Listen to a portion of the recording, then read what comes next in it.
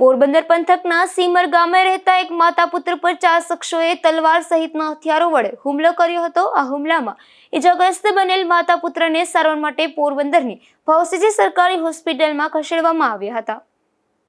પોરબંદરના સીમર ગામે રહેતા લાખીબેન ડાયાભાઈ પરમાર અને વિમલેશ ડાયાભાઈ પરમાર નામના માતા અને પુત્ર તેમના ઘર પાસે ઊભા હતા ત્યારે ચના સાગર, સુરા ચના, બાબુ માલદે અને ચના માલદે સહિતના શખ્સો દ્વારા તલવાર અને લાકડા વડે હુમલો કરાયો હતો। આ હુમલામાં ઇજાગ્રસ્ત બનેલ માતા પુત્રને પોરબંદરની ભાવસીજી સરકારી હોસ્પિટલમાં ખસેડવામાં આવ્યા હતા।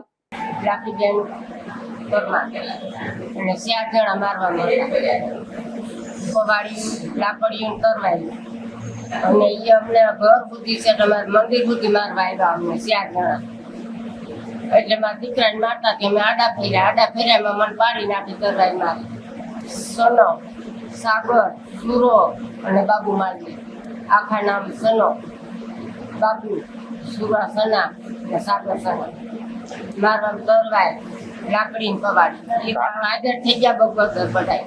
કારણ કઈ નતું ઉભા હતા અમે રોગા દારૂ પી ગયા હતા ઉભા હતા ગાય કાઢીને અમને મારવા માંડ્યા। આ શખ્સો અન્ય લોકો સાથે ઝઘડો કરતા હતા ત્યારબાદ માતા પુત્ર પર હુમલો કર્યો હતો। આ ઘટના બાદ પોલીસે પણ આગળની કાર્યવાહી હાથ ધરી હતી। અશોક થાનકી, ગુજરાત ન્યૂઝ, પોરબંદર।